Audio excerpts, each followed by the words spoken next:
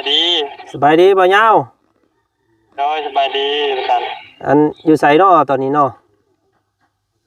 ตอนนี้อยู่ห้านขาน้อยเพิ่นนี่แหละอ๋ออยู่กับอันบ่าวบุญนำบ่แม่นจ้ะอืมอันสรุปแล้วพากันไปเจ้าคนบ่าวยาวสามจ้ะสามเด้อสามกับบ่าวเตียงเพิ่นเนาะโดยอ๋อเป็นรถบ่าวเตียงบ่โดยแม่นน่ะเนาะอันว่าเพิ่นสิเอาศพอ้ายมาพี่บ่อันบ่าวยาวบ่พี่น้องคุยกันแล้วว่าตกลงปลงใจกันแล้วว่าบ่ได้เอามาว่าอ๋อแบบว่าส่งเพิ่นเอากระดูกมาคือแบบประบุญสารวัตรเลยโอ้แบบส่งสการอยู่พุ่นแล้วเอาโครงกระดูกมาเนาะมเพราะว่ามันมันยุ่งยากหลายขั้นหลายตอนเพื่อฮู้กันนั่นแหละแม่นแหละเพื่อสิฮอดบ้านเฮาก็เบิดคำเฮาอีกเนาะเบิดหลายแล้วเนาะเพื่อสิฮอดโดยเดี๋ยวอาจารย์สิอันส่งคิวมาในบ่าวยาวก็ได้บ่าวบุญก็ได้เดี๋ยวอาจารย์สิพวมกินทานน้ำอ้ายเพิ่นอายุแล้วจักปีแล้วก็รุ่นลุงเฮิม38แม่น30ประมาณนี้แหละ38 39 40แล้วบ่ลุงเฮิมฮะแม่นโอ้อันนี้คืออ้ายกกเลยเนาะ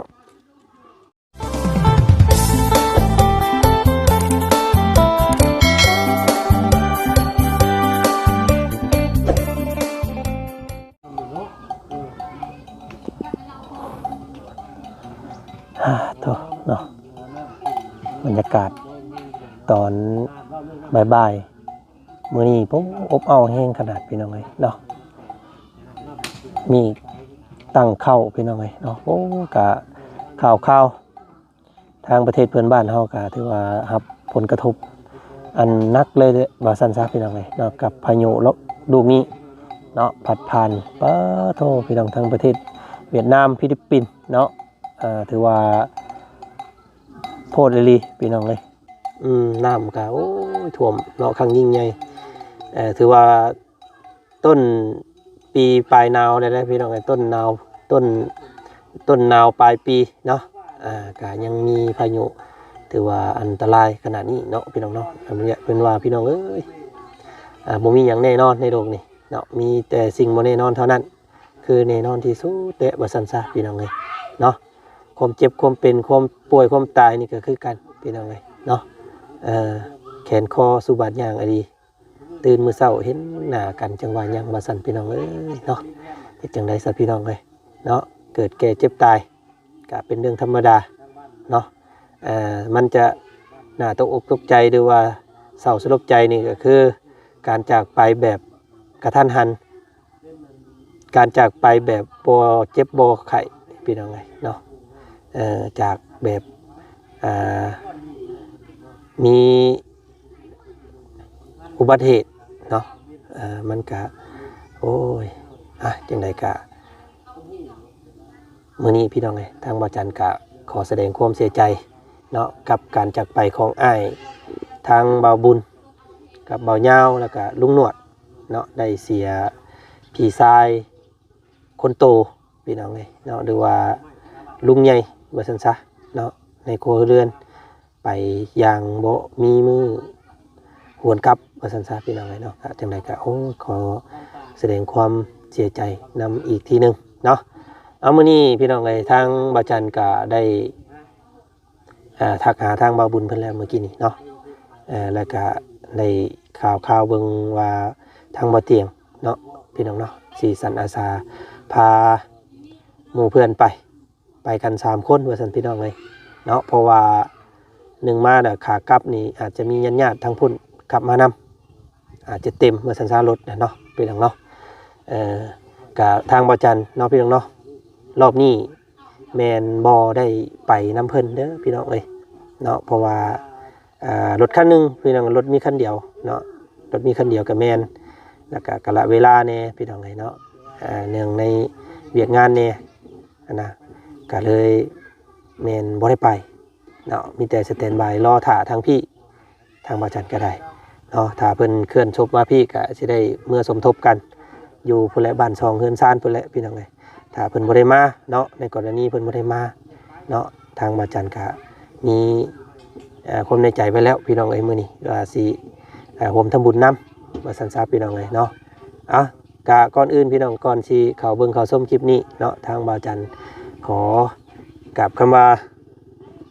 กราบทักทายเด้อเนาะทักทายสบายดีเนาะสบายดีพ่อแม่พี่น้องสบายดีหมู่เพื่อนกันเด้อสู่ขู่สู่คนเนาะพี่น้องเนาะพอกันกับบ่าวจันคือเก่าเด้อพี่น้องมื้อนี้ก็พอกันมื้อนี้พี่น้องทางบ่าวจันเนาะก็กำลังสิโทรถามไทยเบิ่งทางบ่าวยาวกับบ่าวบุญเพิ่นก่อนเนาะไปฮอดใส่แล้วพี่น้องเดินทางฮอดใส่แล้วตอนนี้เนาะก็สิถามไทยหมู่พวกก่อนพี่น้องบ่ได้ปะหมู่ปะพวกเด้อพี่น้องทางบ่าวจันก็ได้เนาะนี่แหละทางพี่ก็สิสานต่อเวียกงานเนาะทางบ่าวบุญเพิ่นก็มีสะพานบุญต่อเติมเพื่อนน้องหัวคือกันเนาะเพิ่นได้แจ้งไปแล้วเมื่อวานนี้พี่น้องเอ้ยเนาะ5 ล้านกีบเนาะแล้วก็ทางบ่าวบุญสารวัตรเฮาก็เพิ่นก็เลยฝากฝังทางลุงเนาะทางบ่าวจันนี่แหละว่าให้สานต่อทางพี่รอท่าว่าซั่นซะตอนนี้ก็ลำรอพี่น้องเอ้ยเนาะทางรถส่งอุปกรณ์อยู่เนาะตอนนี้เพิ่นกำลังเดินทางมาอยู่ว่าซั่นพี่น้องเอ้ยเพื่อบ่ให้ขาดงานทางนี้ทางนั้นเนาะก็เลยบ่าวจันก็อยู่ทั้งพี่ว่าซั่นซะรอท่าเนาะพี่น้องเนาะจังไดก็เดี๋ยวมาพังทางหมู่พวกทางนี้ก่อนพี่น้องเอ้ยเนาะทางข่าวบ่บุญเพิ่นไปฮอดใส่แล้วพี่น้องเอ้ยเนาะ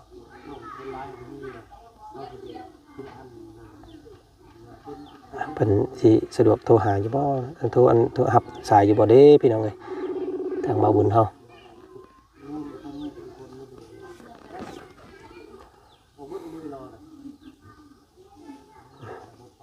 สิแม่นกำลังขี่รถอยู่พี่น้องเนาะพอดีเพิ่นโทรหากะมันตัดสายเลยเมื่อกี้นี่สิแม่นอยู่ในรถบ่บุญอยู่ตอนนี้นะเดี๋ยวสิโทรหาบ่าวยาวก็ได้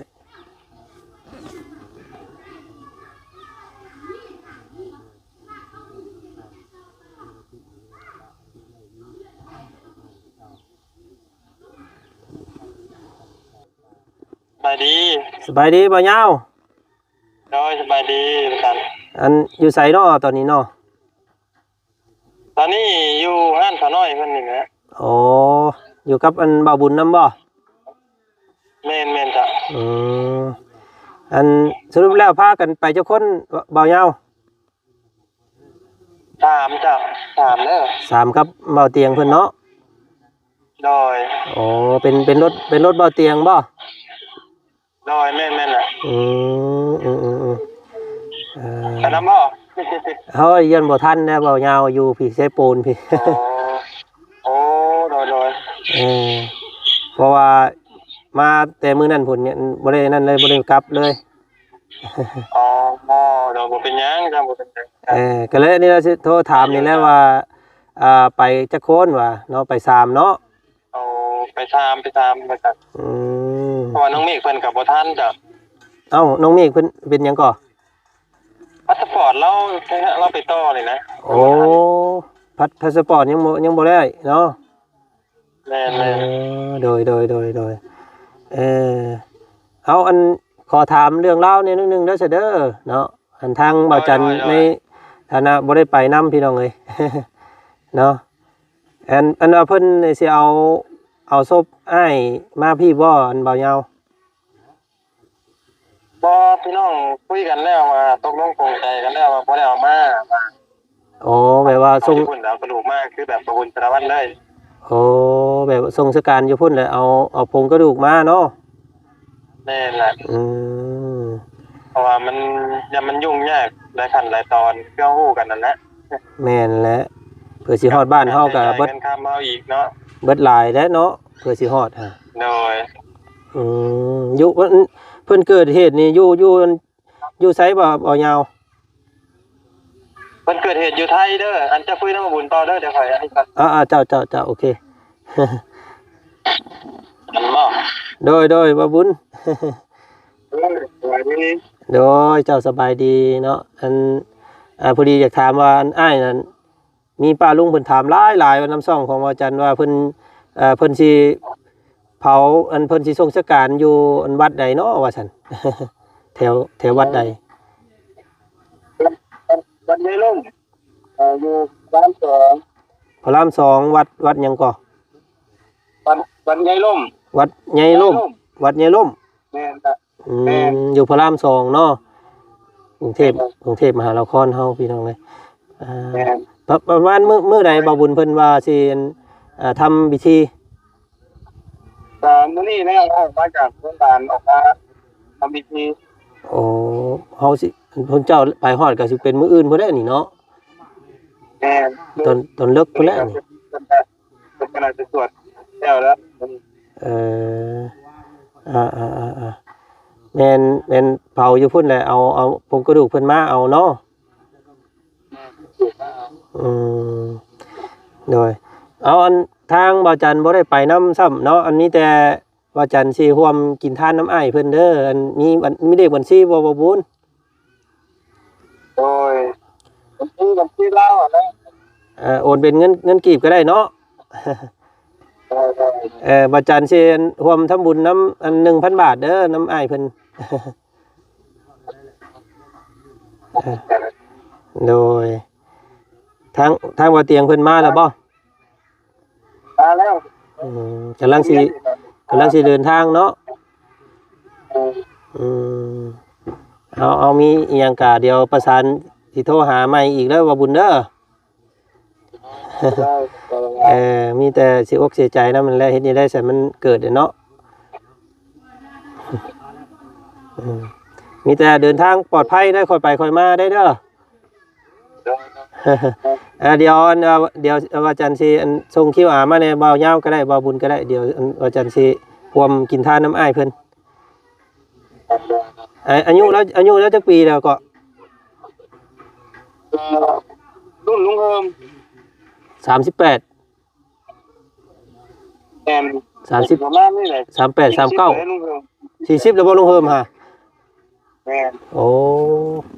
อันนี้คืออ้ายกกเลยเนาะบ่แม่นคนที่2มีเอื้อยอีกกกนึงโอ้เป็นอ้ายนี่อ้ายกกเนาะมีเอื้อยอีกเนาะโดยประมาณ40ปีได้ยินบ่ได้ยินครับอ้าวสัญญาณบ่มีบ่เนาะเอาบ่เป็นหยังเดี๋ยวส่งคิวมาเด้อเดี๋ยวอาจารย์สิส่งทำบุญนำเด้อ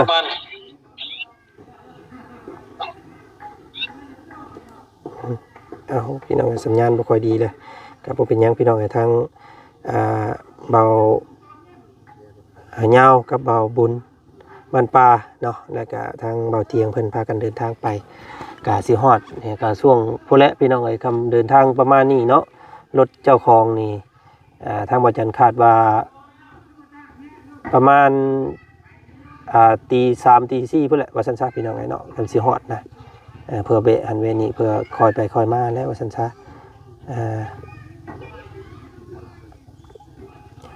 บ่ยาวจังซั่นก็อันส่ง QR เจ้ามาในเด้อเดี๋ยวบ่าวจันทร์สิร่วมทำบุญนำเด้อร่วมกินทานน้ำอ้ายเพิ่นนี่ได้ซั่นเนาะบ่ได้ไปนำเดี๋ยวคอยถ่าอยู่บ้านพี่เด้อว่าอันขบวนมาฮอดบ้านเดี๋ยวทางนี่สิเมื่อสมทบนำเนาะเดี๋ยวเดินทางปลอดภัยค่อยไปค่อยมาเด้อเนาะ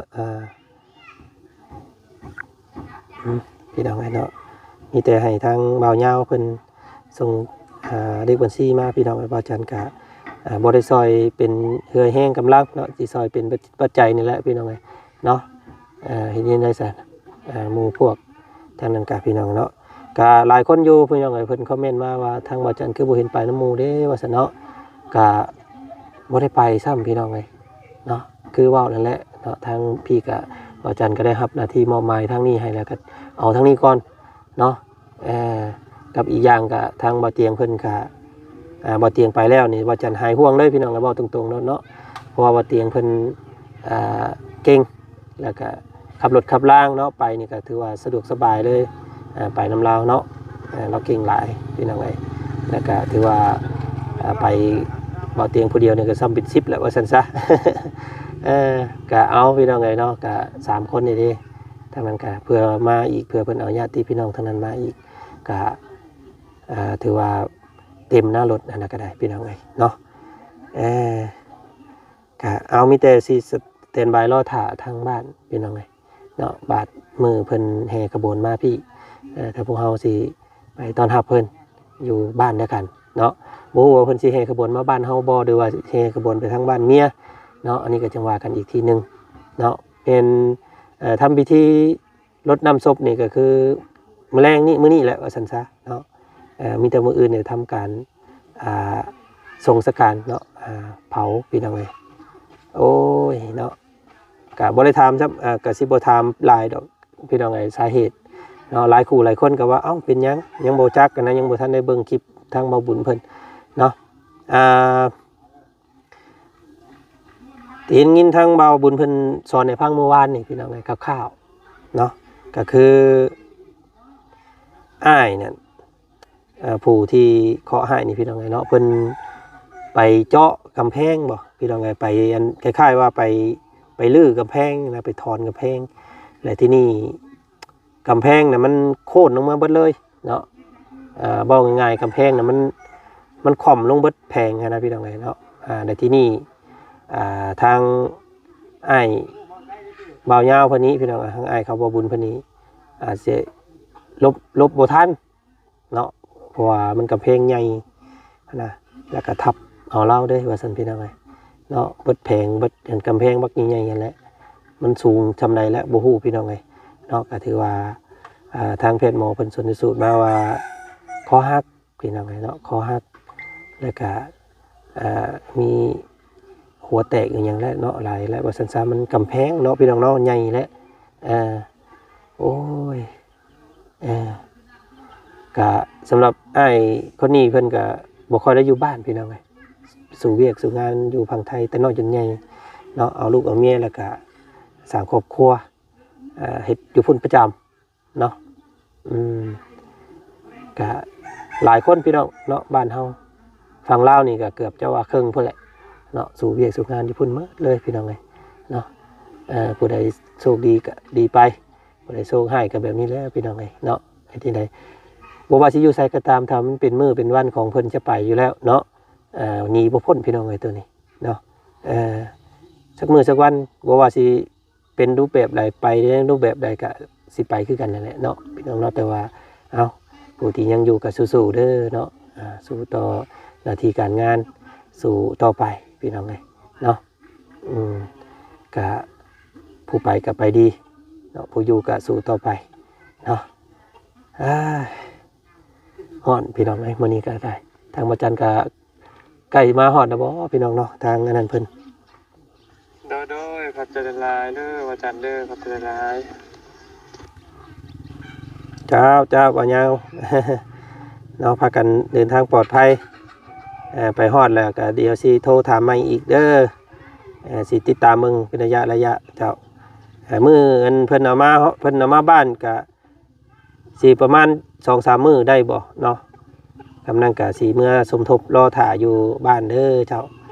โดยขอโทษขออภัยน้ำละลายไปน้ำบ่ได้รอบนี้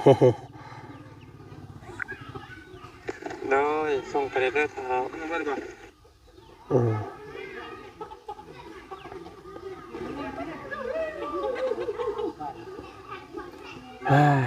เนาะทางเบายาวโมเมนต์พี่ชายคนโตพี่น้องเนาะเป็นมีผู้หญิงอีกคนนึงที่ว่าเป็นลูกกกเนาะแต่ว่าผู้ชายเนี่ยเป็นผู้ชายคนโตทางไอวันแล้วก็สิมีอันนี้ไอเบาหนวดเพิ่นนี้พี่น้องเนาะเบาลุงหนวดนี้ แล้วก็มีอีกผู้นึงอีกเนาะน้องสาวอีกผู้นึงอีกผู้หญิงบอกพี่น้องแล้วก็สิมีเบาบุญแล้วก็เบาเงาลูกหลานเนาะก็สิประมาณนั้นพี่น้อง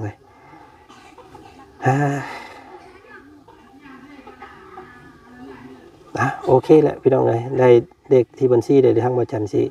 โอนให้ทางเบาเงาเพิ่นเนาะเพื่อไปกินทานน้ำอ้ายเราเนาะเด้อกัน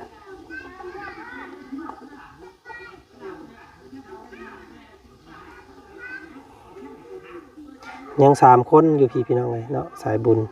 ยังเบาเพิ่งยัง4พี่น้องอาจารย์ลาวพร้อมเนาะอาจารย์ลาวแล้วก็เบาเสียงเบาจันที่ว่ายังบ่ทันได้หวนคืนกลับเนาะอยู่ทางเหนือพี่คือเก่าเด้อเนาะถ้าผู้ใดอยากให้สดช่วยยังก็ติดต่อทางพวกเราได้เพราะว่าทางนั้นเพิ่นได้เดินทางกลับเนาะเดินทาง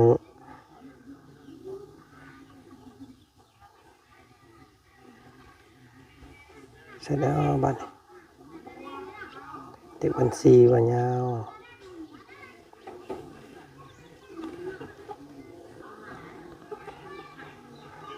เนาะโอเคเด้อวันยาวเด้อทางบ่จันโอนให้อัน600,000กีบเด้อเนาะ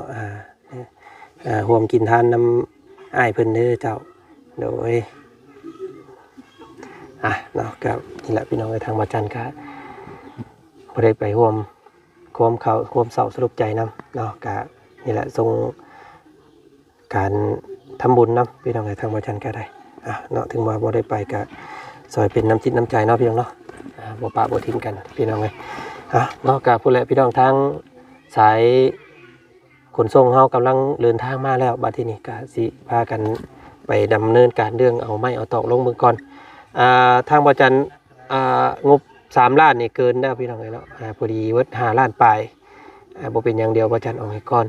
เนาะเดี๋ยวนอกนั้นก็สิเอาทั้งบ่าวบุญบ้านป่ากับบ่าวบุญสารวัตรเฮาพี่น้องเอ้ยเนาะออกให้เพิ่นก่อนเพราะว่าบ่จันสร้างมาเป็นบางส่วนซื่ออาจสิบ่พอดอกอันเครื่องก็ได้แต่ว่าลองเบิ่งเนาะติดตามเบิ่งเอาเป็นเสาดินเด้อพี่น้องเอ้ยเนาะเสาหนึ่ง4,500,000ต้นหนึ่งนะแล้วก็ไม้ตอกหอกตามเอาเป็นแนวใหญ่ๆไปเลยเนาะก็เอาติดตามเบิ่งพี่น้องเอ้ยก็ติดตามเบิ่งอีกเนาะไปซะพี่น้องเนาะก็ขอตัวล่ำลาเด้อสคริปต์นี้เนาะส่งเขาบ่าวบุญเพิ่นเนาะไปหาอ้ายขอให้เจริญทางตลอดปลอดภัยพี่น้องเอ้ยขอบใจหลายๆสำหรับเกียรติติดตามและเบิ่งชมเนาะคลิปนี้ทางบ่จันร่วมกินทานน้ำ 1,000 บาทเด้อพี่น้องเด้อเนาะขอตัวลาก่อนคลิปนี้สบายดี